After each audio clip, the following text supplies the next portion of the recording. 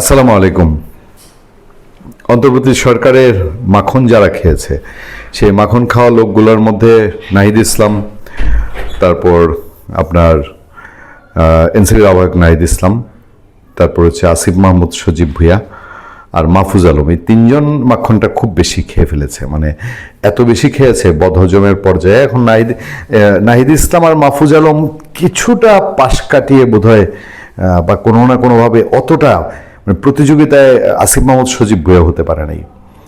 যাক, উপদেষ্টার পথ ছাড়ার পরে দুইজনেই ঢেউটিন হওয়ার উপক্রম হয়েছিল, কোথায় যাব, কে আমাদের জায়গা দিবে। শেষমেশ মাহফুজ আলমের তরিকা ভিন্ন, সে একটু ভিন্ন তরিকার লোক। আর আসিফ মাহমুদ সজীব ভুঁইয়া ওই যার নাই কোনো গতি, সে হয় সভাপতি, এই টাইপের নির্বাচন পরিচালনা কমিটি সভাপতি, আর এখন হলো এনসিপির মুখপাত্র, স্পোকম্যান, মাইকম্যান আর কি, ওই পদে অন্তত জায়গা করে নিয়েছে। সেই পদে থেকেই সে বলে টলে সে নাকি এখন সিটি কর্পোরেশন নির্বাচন করবে।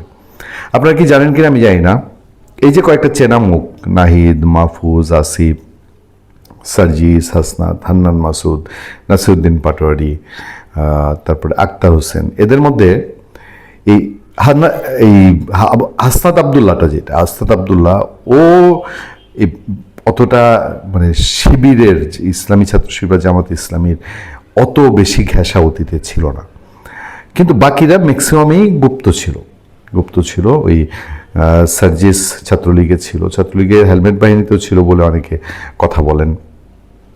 তারপর নাসিরউদ্দিন পাটোয়ারি, তারপর আপনার নাহিদ ইসলাম মেইনলি, এবং আরও যারা আছে, এরা জামাত ইসলামীর সাথে এদের বহু পুরনো সম্পর্ক। ইভেন জামাতের নেতারা তো বলেছে যে এদেরকে 2021 সাল থেকে তারা নার্সিং করে নিয়ে এসছে। আর মাহফুজ আলমের তরিকাটা আবার ভিন্ন ছিল। সে অত জামাত ইসলাম না হলেও শোনা যায় যে হিজবুত তাহরির একটা সংগঠন আছে না, তার সাথে কিনা ওর একটা ভালো দহরম মহরম এক সময় ছিল, এরকম অনেকেই জানেন। হিজবুত তাহরিরের যে স্টাডি টিম আছে, স্টাডি টিমের লোকজনও বলে যে তারা কখনো কখনো সেসব স্টাডি টিমে মাহফুজ আলমকে দেখেছে। তো এই যে গেল, তো বাকি দায়িত্ব একটা গতি করে নিল। আসিফ মাহমুদ সজীব এনসিপিতে গতি করে নিল, বাকিরা এনসিপিতে আছে। তারপর নাহিদ ইসলাম তো এটা সভাপতি হয়ে গেল। আর মাহফুজ আলম ইলেকশনের আগে ইলেকশনেও গেল না, আর কোনো দলেও গেল না। এখন যে খবর, সে খবর হলো একটা নতুন রাজনৈতিক প্ল্যাটফর্ম অল্টারনেটিভস এর সংগঠকের দায়িত্বে অন্তর্বর্তী সরকারের সাবেক উপদেষ্টা মাহফুজ আলম ও সাবেক এনসিপি নেত্রী তাসনোভা জাবিন এবং মাহফুজ আলম, তারা অল্টারনেটিভস নামে একটা রাজনৈতিক প্ল্যাটফর্ম করছে। রাজনৈতিক প্ল্যাটফর্ম মানেই বোঝেন, রাজনৈতিক প্ল্যাটফর্মের উদ্দেশ্য হচ্ছে ভবিষ্যতে সেইখান থেকে রাজনৈতিক দল বা রাজনৈতিক সংগঠন তৈরি করা। তাসনোভা জাবিন গেছে, তারা জামাতের সঙ্গে বনিবনা হয়নি, গেছে। আমি এনসিপি থেকে কিছু মানুষের সঙ্গে আমি কথা বলেছি, তাদের কথা হলো, ভাই আর কত চেষ্টা তো করলাম, এনসিপি দিয়ে চেষ্টা করলাম, এনসিপি এরকম পোল্টি খাবে, জামাতের কোলে গিয়ে উঠবে, এটা আমরা কল্পনা করি নাই।